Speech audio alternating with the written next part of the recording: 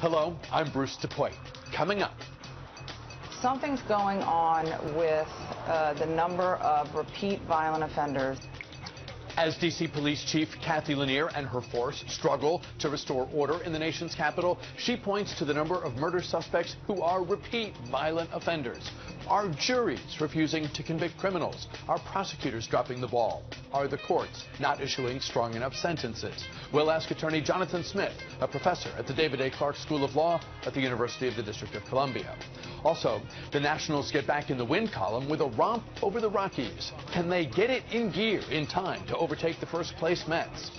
And what to look for as the Burgundy and Gold take to the field for their second preseason game. We'll discuss these topics and more with Tom Throkel of the DC Pro Sports Report.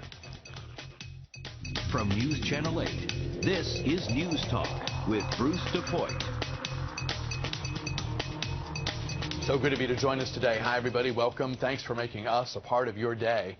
It was another day of violence in the District of Columbia. 1 dead, 3 injured in the span of just a few hours. The violence coming as D.C. sees an uptick in crime here in 2015. Let's get right to our first guest, Jonathan Smith, a professor at the UDC Law School. Welcome. It's good to have you here. Thank you for having me. Yesterday we had an in-depth conversation with D.C. Police Chief Kathy Lanier, and it's clear this is a challenging time for her and for the department, and residents in the capital city are nervous. She pointed to a variety of factors. She pointed to illegal guns. She pointed to synthetic drug use. And she said the court system deserves review, and in fact it's going to get a review. Chances are it's not one thing causing this increase in crime. It is in fact a mix. Yeah, well, it absolutely is a mix, and if you look at the numbers that the police department has published, what you see is very interesting trends that are very disturbing, and you see mostly in the area of crimes with guns.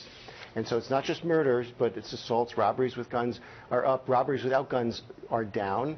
Other crimes that don't use guns are down to not in significant measures, but in some measure.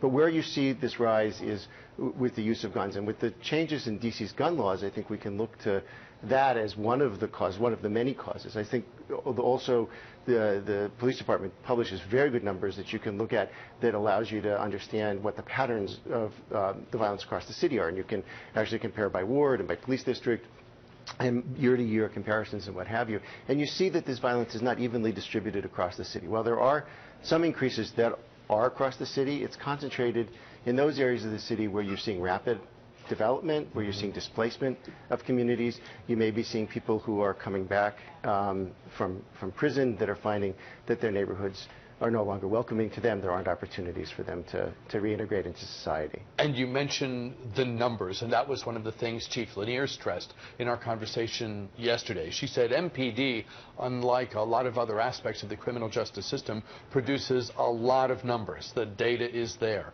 How many arrests? What kinds of crime are taking place? As you referenced, where are they? How does all this compare to years past? And then what happens to a certain extent upstream from MPD. But she said we're different than the prosecution and the courts component of the broader criminal justice system, because when a case moves from our world to theirs, right, you kind of lose track of it. Is that a fair point?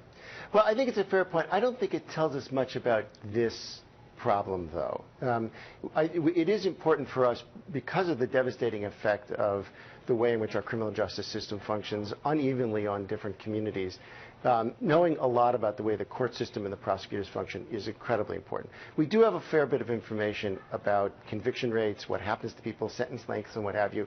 We have very little information about the way the prosecutor functions. And I think that prosecutors are amongst the only components of our criminal justice system where their decisions are completely unreviewable. The courts are reviewable, the police are reviewable, defenders even are reviewable, but the prosecutor's conduct is beyond review. And so knowing much more about what prosecutors do, I think will introduce fairness, but I'm not sure that it gets at this problem. I think what we've seen from the statistics is, and recidivism is well studied, over 70% of people who've convicted and gone to jail for violent crime are going to be rearrested within a 5-year period. And what we know from looking at the data is those folks who come out and there are high-quality jobs available for them, they're connected to their community, they're connected back to their family, that those numbers plummet. And the district, in some ways, is beginning to do a good job, but in other ways, that whole reentry question, how do we bring people home?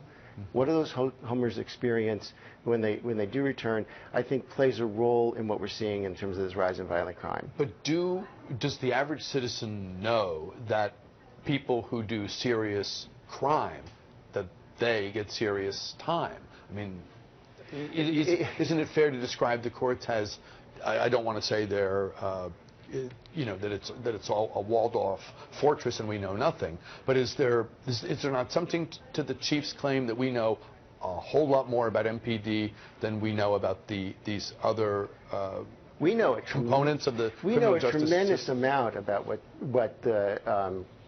is the behavior of the courts in terms of convictions and sentences are. And in the United States and in the District of Columbia, along with the rest of this nation, we have extremely high incarceration rates and extremely long sentences. This is not a question of the absence of punishment. In fact, if you look at other advanced democracies, the rates of incarceration and the length at which people spend time in jail are significantly reduced. And those democracies are safer places. Their streets do not experience the kinds of crime that we see here in the United States. If incarceration worked, if incarceration was the answer, the United States would be a crime-free paradise. We have the highest rates in the world. They're distributed not evenly across our populations. They're highly concentrated in communities of poverty and communities of color, and that's have a devastating impact. We've removed 1 in 4 African American men from their community and disenfranchised them from the ability to vote. We've limited their ability for employment. We've limited their ability to get housing. And those things lead to the inability to connect back to society when they return in a way that people can be productive. I want to follow up on all of that in just a moment. But first, to our conversation yesterday with D.C. Police Chief Kathy Lanier and her comment about what she sees as a rise in the number of repeat violent offenders on the streets of the district. Something's going on with the number of repeat violent offenders that are on the street. Just the sheer volume. I know there's been a shift to more community placement, under sequestration and shift away from mass incarceration. But that doesn't explain the shift away from mass incarceration. Should have focused only on property, minor, low-level offenders, not violent offenders. But we're seeing huge numbers of repeat violent gun offenders that are out in the community, some under supervision, some not, some early release, but the numbers are really just staggering right now. Chief Lanier from our conversation yesterday, which, by the way, you can, of course, find in its entirety on our website, news8newstalk.com. Professor Smith, follow up on that if you care to, but I'm also eager to discuss with you in more detail the point you made a moment ago. I'll bet the average person listening to us now thinks the tougher you are on crime, the more that bad guys and bad gals are locked up for long periods if they've done really bad crime, that you could draw an almost perfect correlation between that and safety in the community, safety in our country. You don't think that's so? I don't think that is so. I think public safety has many elements to it, and one of the most critical elements is making sure that everybody is connected to employment, connected to community, connected to family. And so, Chief Lanier, points out that we're seeing more people returning from prison to the district's streets, and that is true, and that's largely a legacy not of leniency of the courts or even changes in federal practices in terms of the operation of prisons. We're not seeing. There's been no major federal change in policy that is releasing people early or what have you. Now, D.C.'s in this unique place where its prison system is run by the federal government. What we're seeing is the legacy of very long sentences and harsh on crime practices in the 70s, 80s, and 90s. And the folks that went to jail and got 20 and 30 years then are now, those sentences are coming due. They're coming to the end of those sentences and being returned back to the district. And they're being placed in large congregate halfway houses. They're not getting the services. They've been out of the community for sometimes 30 years, and there's no one there to catch them, connect them to employment, ensure that they've got something productive to do. And that's what creates a public safety hazard. You combine that with synthetic drugs and the dangers, and we've seen this amazing spike in synthetic drugs, and the ready availability of handguns, and what you've seen is handgun violence going up in a terrifying way, and you've seen other crime, say, relatively stable or going down. Phone lines open as we talk with Jonathan Smith, a professor at the UDC School of Law, the David A. Clark School of Law at UDC. If you have a question or comment about the topic we're discussing, grab an open line right now. A couple more minutes with Professor Smith. Time enough to hear from you. Join us at 703-387-1020. Dial right away, please, so I can get to your question, comment, or, as we always like to say here, suggestion. To the phones we'll go as your questions and comments come in. I want to shift gears before we get too much deeper into the conversation and ask you about something that's taking place right now in Kentucky. There is a court clerk who refuses to issue marriage licenses to same-sex couples. I think it's primarily a First Amendment objection, but it's obviously something where the woman objects to the notion of two women or two men being able to get a civil marriage license. We're not talking about a religious situation here. This is civil marriage. Given that the Supreme Court, our ultimate arbiter on legal matters, has ruled fairly definitively, why is this court clerk being given time to continue an appeal? Why isn't she being told the decision's been made, we all get it at this point, issue the license or quit? Okay. Well, so the judge's decision in this case is a little bit confounding to understand exactly what the judge did. The judge ordered that same-sex couples be issued marriage licenses in this Kentucky community, and this is a problem that's occurring largely throughout the South. We're seeing lots of massive resistance to the Supreme Court's decision over Roe versus Hodges, where this court declared that you can't discriminate on the basis of sexual orientation in the issuance of marriage licenses. And we're seeing, in Alabama, there's, I think, 13 clerks who refuse to issue anybody a marriage license if they have to issue marriage license to same-sex couples. You've got this clerk here.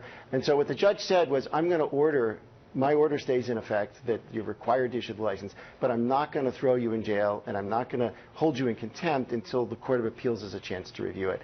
And I think that the judge is trying to be Solomaic here, and I don't think it's going to work. I think it's an unfortunate decision on the judge's part to try to give time for people to settle into the idea that this is what's required and let the high court review it before he punishes this clerk. The judge has an option. The judge can appoint a receiver to issue that marriage license to that couple that sued, and I think that's the course that the judge could take under these circumstances. This is not unfamiliar ground. This harkens back to 50 years ago when the Voting Rights Act was enacted, and we saw throughout the South voting registrars in communities resist what the courts were saying, what Congress was saying, and the federal government sent registrars throughout the South to register people to vote who are being denied their right. And I wonder whether the federal government ought to give some thought to sending marriage registrars to those communities where people have been denied this civic right, this civil right to marry. If your theory is correct, is this an appropriate use of the judicial system to say it's clear as a legal matter, like it or not, and obviously some don't, many do, it's clear sort of what the contours are, what the new rules of the road and the new reality in America is with regard to same-sex, with regard to people who want to get married. So I think we know how this movie's going to play out.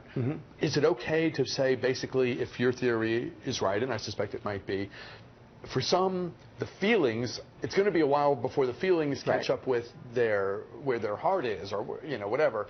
And so go ahead, we'll hit the pause button, have your day in court, see what happens. Well, religious freedom is an incredibly important part of our Constitution. I don't want to diminish that the clerk's faith plays a role here. But as a public official, we have a separation of church and state, and she's obliged to follow the law. And there is other employment that she could take. She can't interfere. Her faith cannot be imposed on her obligation to issue those marriage licenses. So I understand what the judge is doing, but deliberate speed doesn't work. We saw deliberate speed with regard to school desegregation. We still live in a country where children go to separate and unequal schools, and so I think the courts need to say the decision is made.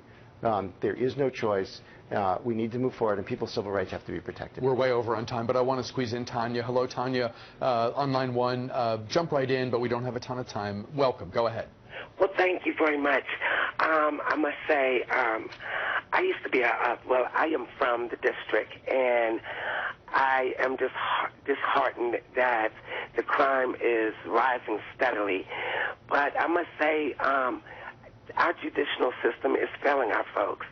I, too, was once a young person out there just running havoc, had broken laws and, had done some things that I'm not too proud of and was arrested for them. Well, now, they could have given me 34 years.